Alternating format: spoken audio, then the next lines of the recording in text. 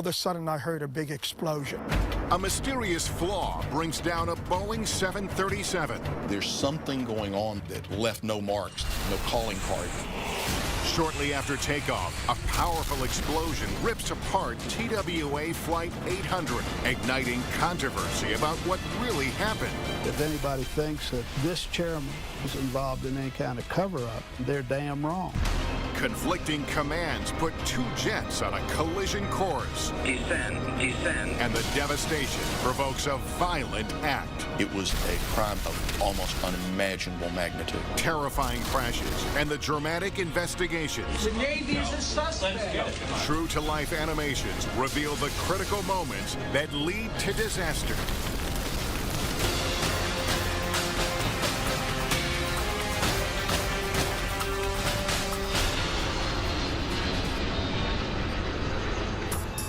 September 8, 1994, traveling from Chicago, U.S. Air Flight 427 is flying at 6,000 feet as it prepares to land in Pittsburgh.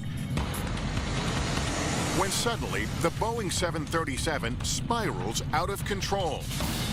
28 seconds later, it smashes down into a field in Hopewell Township, Pennsylvania. There was a real loud motor that was screaming. All of a sudden, I heard a big explosion. Police officer George David is 2.5 miles away from the crash site, which happens to be next to his farm. That was when I got the phone call. They said, you better get up here right now. A plane had just crashed on the property. When David arrives, it is a horrifying scene. The airplane has been obliterated by the 300-mile-per-hour impact. There is no hope for the 132 passengers and crew on board. I've been a policeman for 25 years. I've seen a lot of things, but that was the worst that I've ever seen it. Investigators will try to find clues among the destruction.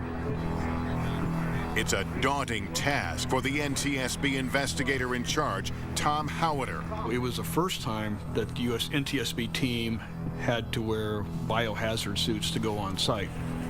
Because of the impact and the level of destruction, there were just human remains everywhere. You can see what the fuel did to the trees. An aviation maintenance technician captures the scene up close, providing a rare and vivid glimpse into the investigation. Bodies up there. There was no airplane left. It's like the cockpit up there. Clearly, the airplane hit close to being vertical at a high rate of speed. Seen looking at one of the engines, right engine. Looks like the right wing. As you can see, it's not very far from the tail section. Pilot John Cox, who has extensive background with 737s, is assigned to the investigation as a representative for the Airline Pilots Association. I'm facing now the direction that the airplane was. It's directly behind me. As an aircraft accident investigator, you have to shift into this, I can't help the people that are here. I now need to understand what happened so that we don't have a reoccurrence. Several teams work to identify and recover pieces of the wreckage. Left engine pickup. Seat parts and clothing, some wires. And the stuff here is waiting for decontamination before it goes to the hangar. At a nearby hangar, the wreckage will be sorted and analyzed piece by piece. This is day one of the sorting process. The flight data and cockpit voice recorders were ejected from the airplane on impact and are quickly recovered. But they don't provide any clear answers. There are no sounds of explosions and no evidence of a major mechanical failure. But the recorders do provide investigators with a clearer picture of the flight crew's final moments. 1 minute before impact, the crew of Flight 427 is alerted to another airplane that will be passing below them. They're looking for the airplane. The first officer acquires it visually and tells the captain, yes, I see the jet stream. And then they encounter the wake turbulence of a Delta Airlines 727. And not an uncommon event at all. The airplane rocks around and moves. And from that moment of encountering the wake, something happened. They couldn't stop the roll in the airplane. And this was very difficult to listen to as a pilot because I could hear them struggling for control of the airplane, and every second that ticked by, they were losing that battle. As seen in this NTSB video, investigators set up a test flight to examine the possibility that the U.S. air pilots were startled by the wake of the nearby 727 airplane, causing them to lose control. What we found was that you could take the airplane, let go of the controls, and the airplane would come out of the wake and regain its composure and fly on with no problems. There's no reason to lose control of the airplane. One of the lead investigators made a very, very good observation, and that was that if the wake of a 727 could cause the loss of control of a 737, we'd have 737s falling out of the sky weekly or more. Investigators zero in on Flight 427's rotation or yawing toward the left, just moments before the pilots lost control. We knew the airplane yawed. And the question was, what would cause that?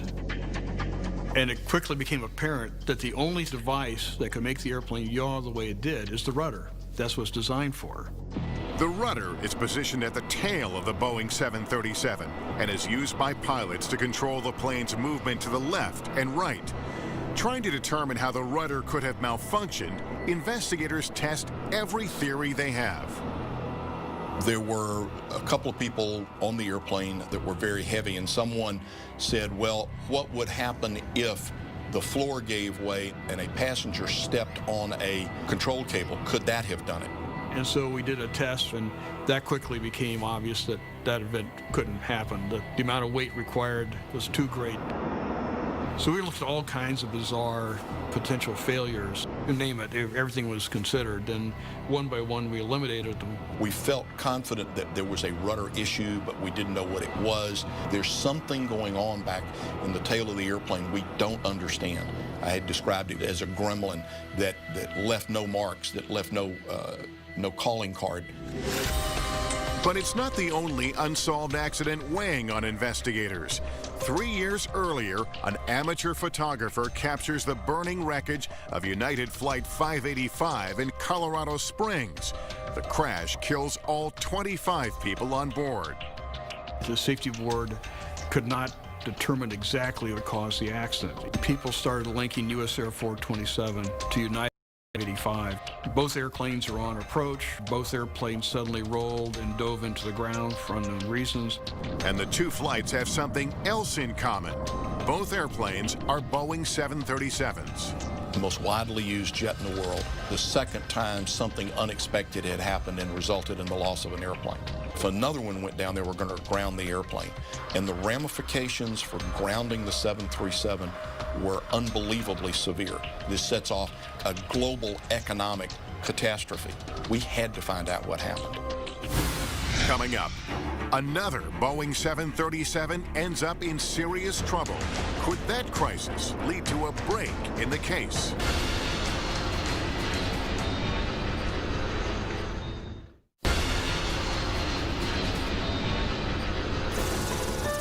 U.S. Air Flight 427 smashes down outside of Pittsburgh. It is the second Boeing 737 in 3 years to suddenly roll for unknown reasons and then crash, killing everyone on board. It's a mystery threatening to ground the most widely used jet in the world. Investigators suspect a problem with the rudder, which controls the plane's movement to the left and right, but they find no evidence of a malfunction. Nearly 2 years after the crash, a possible break in the case. The pilot of an Eastwind Airlines Boeing 737 experiences a sudden roll as the jet approaches Richmond, Virginia. He quickly got on the rudder pedals, and so you have two pilots shoving with all their might on a rudder pedal, and all it's doing is driving them back. It keeps pushing back at them. It doesn't go forward. We've never had this report from a crew before of a pedal back forcing against them. Now we're into a different scenario. Fortunately, they were at a higher airspeed than 427, which gave them more roll control. They were able to successfully land the airplane. After hearing the pilot's experience with the rudder pedals, investigators suspect a jam may be the problem in the airplane's rudder system. The pilots control the rudder on the 737 with pedals. Those pedals are connected via cables to the muscle, if you will, that physically moves the rudder. It's the power control unit. And like power steering in your car, it's hydraulically powered.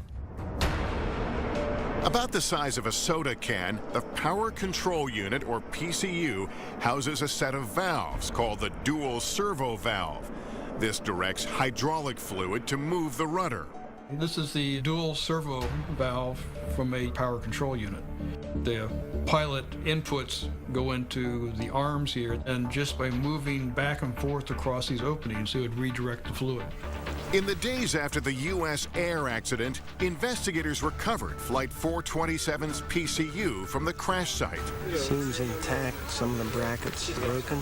If something did malfunction inside this PCU, it left no evidence. The valves were not badly scarred. There were no marks. There wasn't an instant indication of what would have caused the power control unit to have problems.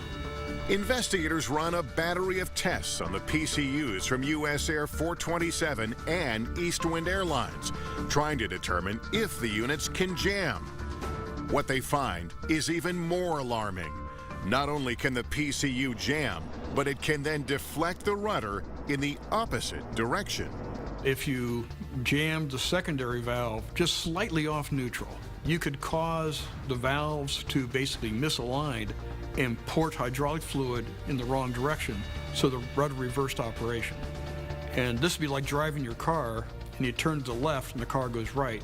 You're never going to figure this out before you go off the road.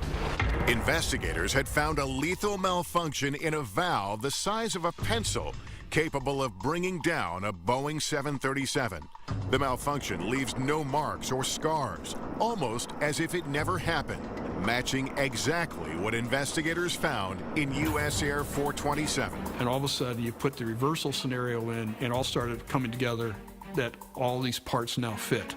The big puzzle, we've had the edges and everything else, now the centerpieces are all locking in. When Flight 427's crew encounters the wake turbulence of a passing airplane, they press down on the rudder pedals to counter the wake and move the airplane slightly to the right. But the dual servo valve inside the airplane's power control unit jams and misaligns, causing the rudder to be deflected in the opposite direction. And what they didn't recognize was that the rudder was full over. So as they're pushing, the rudder's not moving because it's jammed, but they don't know this.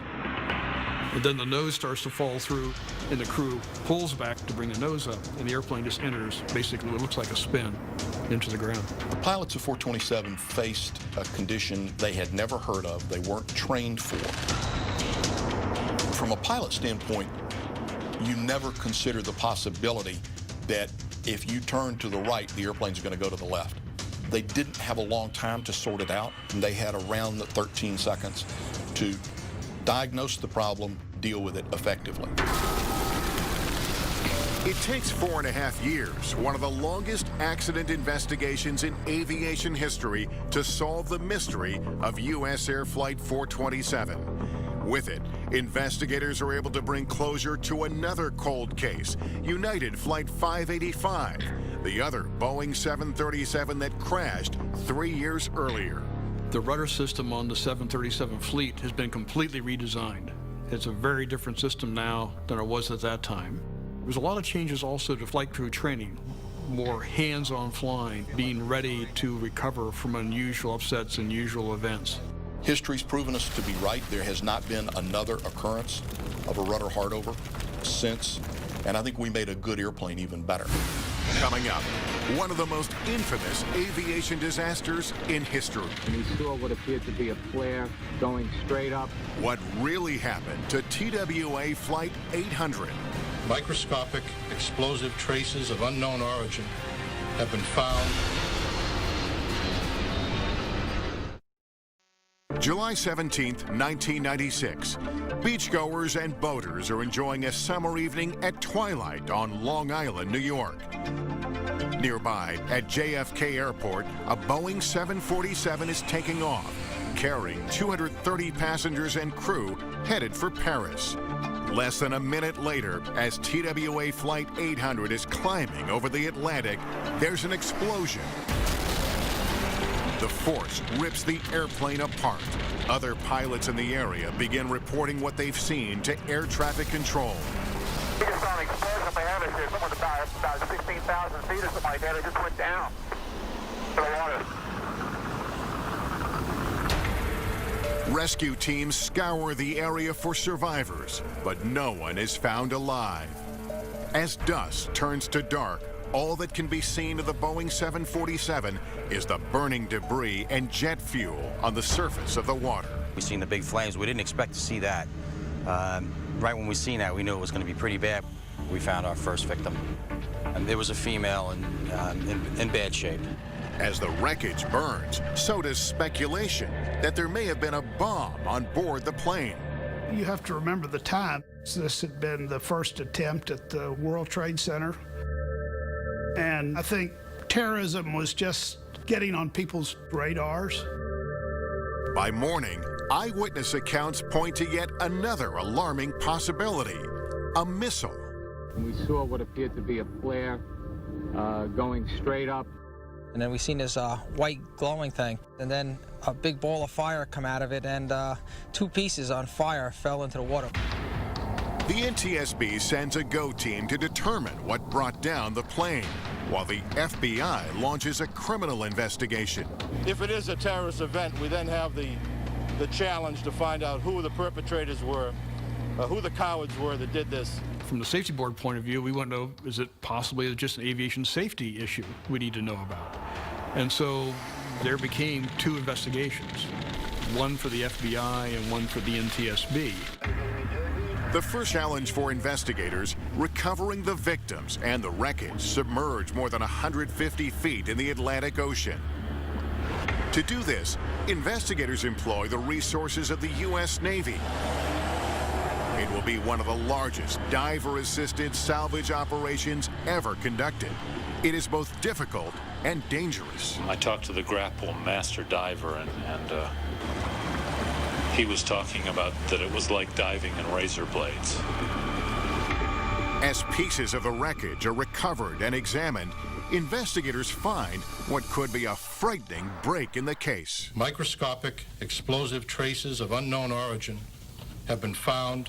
Even more disturbing, rumors are swirling online that a missile may not have been fired by terrorists, but by the U.S. military.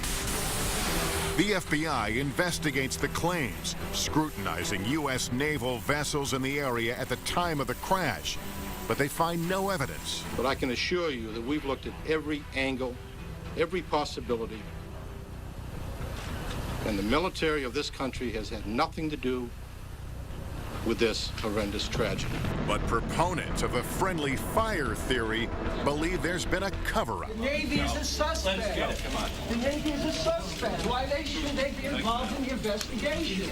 If anybody thinks that this chairman, this agency is involved in any kind of cover-up, then they're damn wrong. I tried to deal with the distraction so our investigators could deal with doing their work.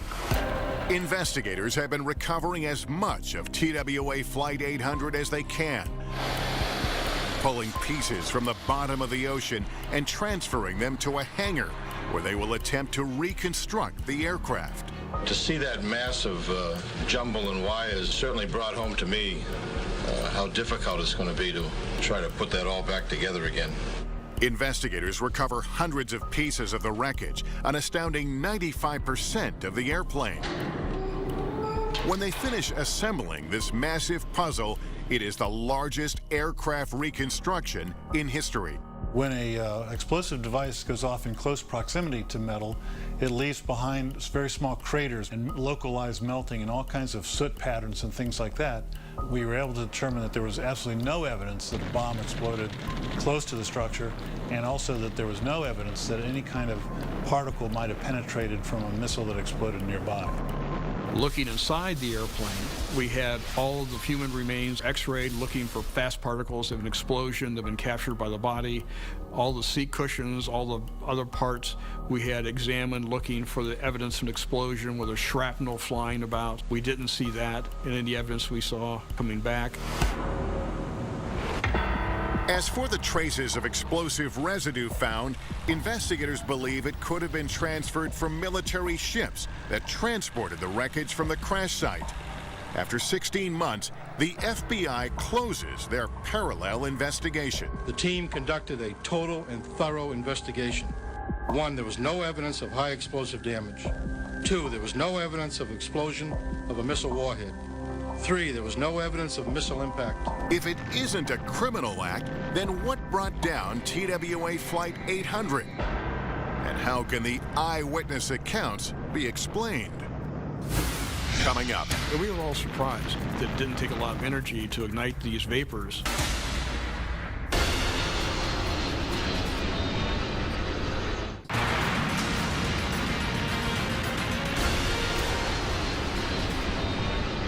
July 17, 1996, TWA Flight 800 explodes in flames shortly after takeoff. The FBI rules out a bomb or missile, but it will take a 4-year investigation, the most costly and extensive in the NTSB's history, to determine the cause.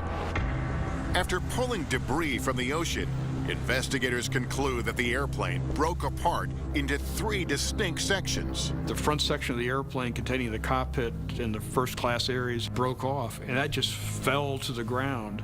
And then, much further away, you had the rest of the airplane, which seems odd. It was clear that piece of the airplane had to continue some part of flight for a lot longer. We went back and started looking at all those pieces that came off first. They all came out of areas around the wing center fuel tank. So it started becoming apparent that whatever happened inside the wing center fuel tank. Unlike gasoline, jet fuel isn't highly flammable. But as this FAA test shows, when it's heated, the vapors that are produced can be explosive. As TWA Flight 800 prepares to take off from New York's JFK Airport, the center wing fuel tank, about the size of a 2-car garage, is nearly empty.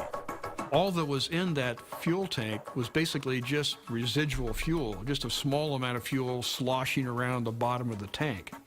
Given the short duration of this particular flight, the operators don't usually use or put fuel into the center fuel tank because they don't need it. The wings hold a sufficient amount of fuel. They could save some money and get better performance by leaving the fuel out of it. With passengers waiting on board Flight 800, a delay with baggage is keeping the plane at the gate. It was a hot day in New York, and they had the air conditioning packs running to keep the aircraft cool. The air conditioning packs are mounted in close proximity to the center fuel tank. As the AC packs work to keep the airplane cool, they are actually generating heat underneath the center wing fuel tank. So the fuel tank was actually getting very warm. So when the airplane takes off, you have this warm fuel vapor. If there was a full load of fuel in that tank, it could absorb that heat with no problem. It was generally believed that fuel tanks were not really flammable. They couldn't really even be ignited because the temperature wasn't great enough. And so we took a 747, tested them with very similar conditions, and we were all surprised how hot it got, and also that it didn't take a lot of energy to ignite these vapors. It's less than you feel if you rub your feet across the carpet and touch a doorknob and the spark you get. Less energy than that was necessary to ignite that fuel tank. But there is no clear source of ignition on board TWA Flight 800. By design, only low-voltage wires are used inside the fuel tank. However, those low-voltage wires pass in very close proximity to much higher voltage wires in wiring bundles. And as the airplanes age and these wiring bundles chafe, you can have occasions where there's arcing or shorting between these wires, which introduces high voltage into low voltage wire, and now you have an ignition source. We don't have a piece of wire or something we can hold up and say, this absolutely did it. There's not enough left. The NTSB believes, and I believe, it was most likely a short circuit of the wiring, and that certainly was very possible. You look at all the evidence, and whatever ignited the fuel in the tank was inside the tank. It didn't come from the outside. The cockpit voice recorder, recovered 1 week after the crash, may provide evidence. The pilot is heard observing a strange reading on a fuel flow gauge. And that's probably an indication of some type of short circuit going on. This airplane was old. It was getting ready to be taken out of service. And there are more clues. 1 second before the cockpit voice recording ends, there are 2 dropouts in background noise, suggesting a possible arc on the cockpit wiring. Investigators believe in this moment, high voltage entered the center wing fuel tank, igniting the warm fuel vapors. That ignition caused an overpressurization of the tank that blew out the forward panel of the tank. And you can see the indentation where it's very clear how it slammed down, and there's a very clear mark. From that position, we had fractures that went down into the fuselage. Because of the pressurization of the airplane itself, that crack ran very rapidly around a portion of the lower fuselage. That caused the nose of the airplane to detach from the rest of the aircraft. It fell off. If you drop the weight off the front, the center of gravity goes back, the airplane's going to nose up, it's going to climb and go up. Engines are still producing thrust. The aircraft enters a steep climb, ascending between 2,000 and 3,000 feet. 42 seconds after the initial explosion, the left wing separates, spraying unburned fuel and igniting a second fireball. The wreckage, with passengers inside, plunges to the surface of the ocean. The breakup of Flight 800 provides explanation for one of the most confounding aspects of the investigation, the eyewitness accounts.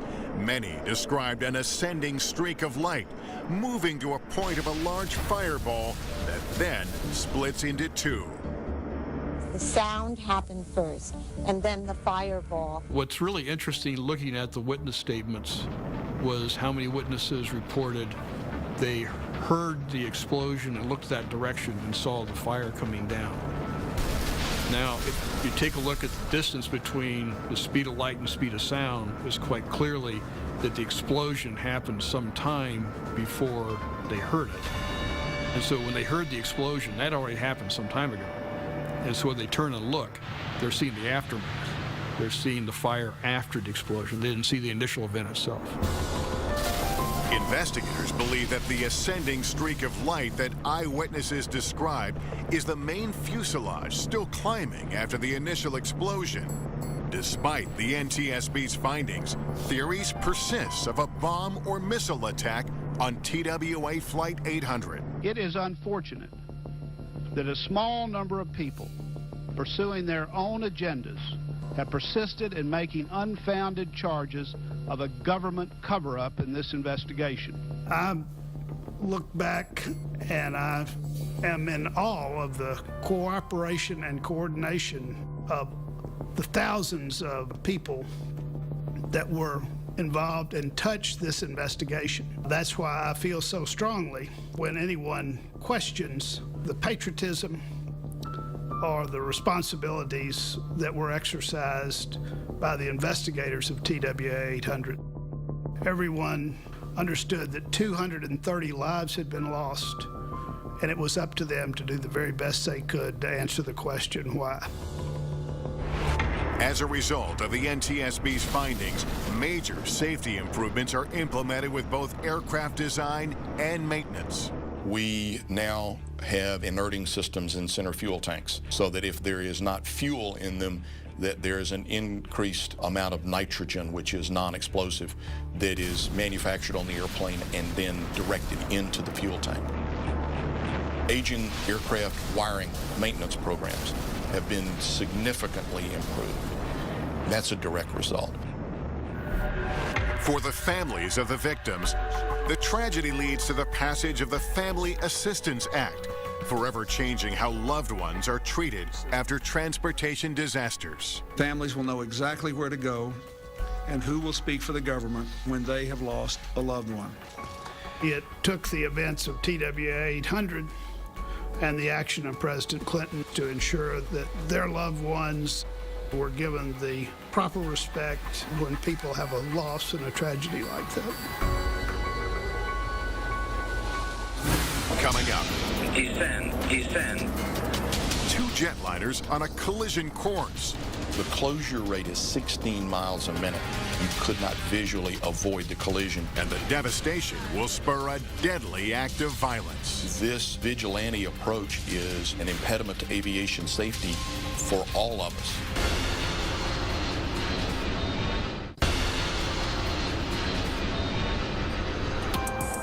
July 1st, 2002. DHL Flight 611 is flying from Bergamo, Italy to Brussels, Belgium. The two pilots of the Boeing 757 cargo jet received clearance to climb to 36,000 feet as they pass through German airspace. At the same time, Bashkirian Airlines Flight 2937 is en route from Moscow to Barcelona. The Russian Tupolev airplane is being chartered for a school trip. On board are 60 passengers, mostly children, and 9 crew members.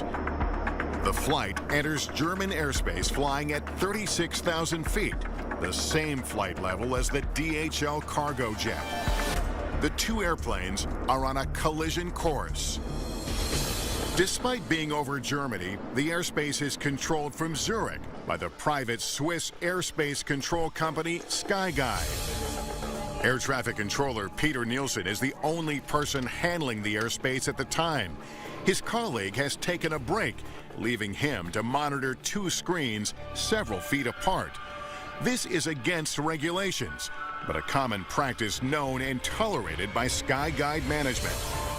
On one screen, Nielsen is busy coordinating the arrival of a delayed Airbus.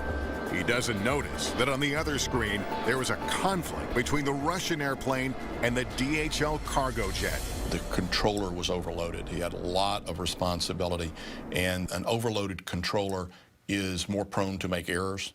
To make matters worse, Nielsen doesn't realize that the ground-based optical collision warning system, which alerts him to imminent collisions, has been switched off for maintenance. In the sky, the two airplanes are less than a minute from reaching each other when an onboard system called TCAS sounds an alert to both crews. Traffic. The Traffic Collision and Avoidance System, known as TCAS, is one of the great technological innovations in aviation safety. Traffic. It provides the crew not only with a display of a potential conflicting airplane, it also provides commands that ensure separation. It's a very, very smart system. On board the DHL cargo jet, TCAS instructs the crew to descend. Descend. The crew responds immediately, switching off the autopilot and beginning a descent. On board the Russian airplane, the crew hears the opposite TCAS advisory. Climb.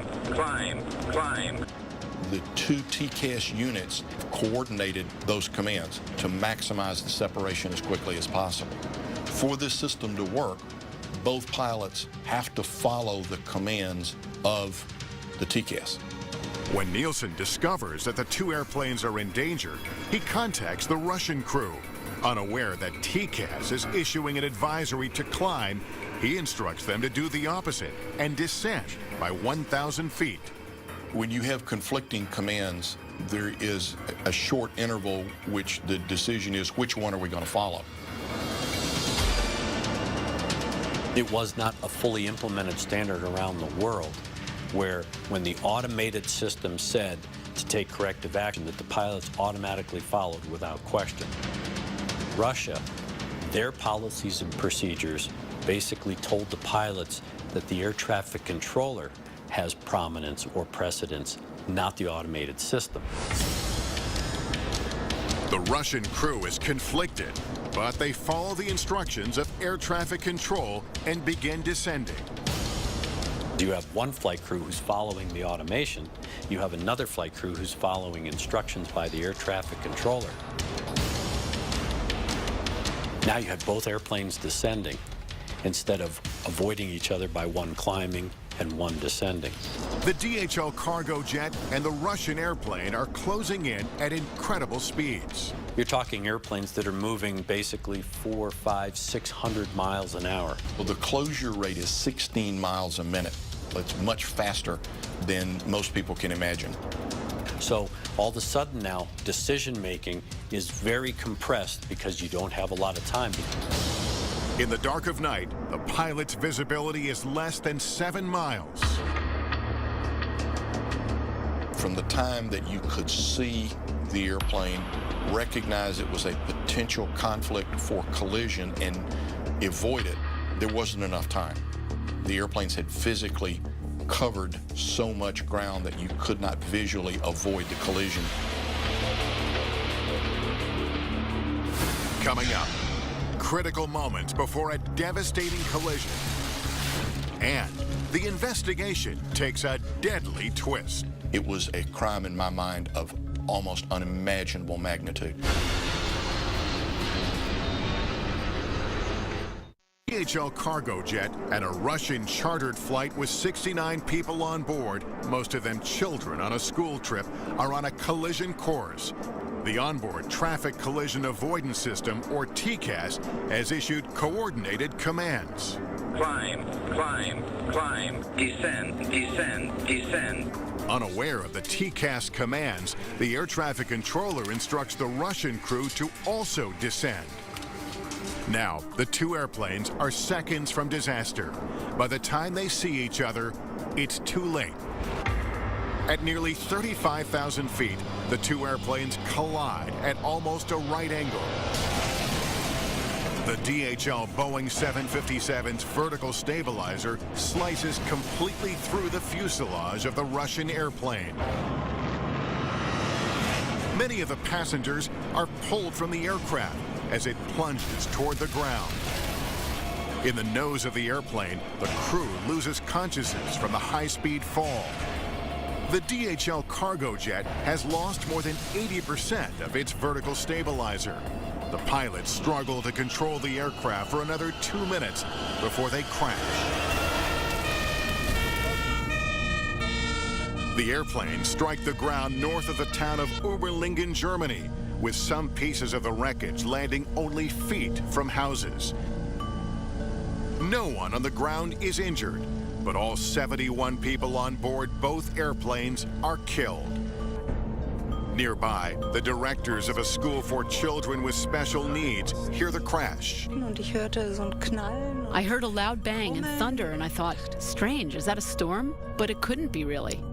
I looked out and saw what looked like a rocket and a column of fire falling to the earth. This is the area where the people found their death, most of whom were children, in a strip from here scattered through the woods. Accident investigators began a long process of collecting and analyzing the wreckage of the Boeing 757 cargo jet and the Russian Tupolev airplane, preserved in this hangar. We are basically standing on the roof of the plane, and over there we can see the left wing of the Tupolev. And here we can see massive collision marks due to the contact with the vertical tail of the Boeing 757. And if you look here, you can see red color that matches the red color of the empennage of the Boeing. Investigators determined that if the TCAS commands had been followed by the crews on both airplanes, they would have avoided a collision. Technically, if they had both followed the TCAS system in their respective aircraft, one aircraft would have climbed, the other would have descended, and they would have avoided the conflict by vertical separation. Investigators also conclude that shortcomings at SkyGuide, the Swiss air traffic control system supervising the flights at the time of the accident, played a significant role. I don't find the word, actually, to describe the shock I have, and the deep sadness we have, the whole crew of SkyGuide. Only one air traffic controller, Peter Nielsen, was managing the airspace at the time of the incident. He receives medical attention due to traumatic stress. But some people, like Vitaly Kalayev, place the blame on Nielsen himself. Kalayev loses his wife and 2 children in the accident. A year and a half after the crash, a shocking act of violence. Kalayev travels to Nielsen's home in Switzerland and stabs him to death. This vigilante approach is an impediment to aviation safety for all of us, because this action of the air traffic controller was not a willful disregard of procedure. That gentleman that evening did the very best that he could with what he had. For someone to take it upon themselves to commit a murder as a result of this, it goes counter to everything that I know in aviation safety. It goes counter to everything that all of us in aviation safety strive to do. It was a crime in my mind of almost unimaginable magnitude. Kalayev is convicted of the murder in 2005, but 2 years later, he's released from prison after the courts ruled that his mental condition at the time of the murder was not sufficiently considered at sentencing. I want to express my gratitude to all Russian people for their support. Having served in prison, I did not feel like I was without the motherland. 3 of the 4 managers at Skyguide are convicted of negligent homicide and given suspended prison terms of 6 to 15 months. The 4th is ordered to pay a fine. Skyguide says they no longer use the single-manned operations that violate regulations. One of the things that was really examined in this was the workload of the controller and his diversion of attention when it came to actually identifying the conflict and then providing timely conflict resolution prior to the event. The accident leads to a clear defining of the role of TCAS. Pilots around the world are now trained to give TCAS advisories priority over the instructions from air traffic control. This accident showed the critical importance of a worldwide standard when we're talking about the technologies, particularly predictive technologies, so that all the pilots respond the same way, and that way you don't have unexpected results like we got here.